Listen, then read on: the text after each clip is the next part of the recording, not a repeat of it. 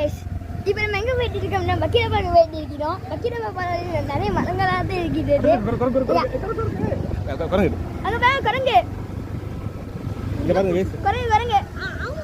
இங்கே பாருங்க வயசு அது கிளட்டு குரங்கு வயசு. ஆமாம் கைஸ் கிளட்டு குரங்கு நல்ல. இங்கே பாருங்க எப்படி வயசான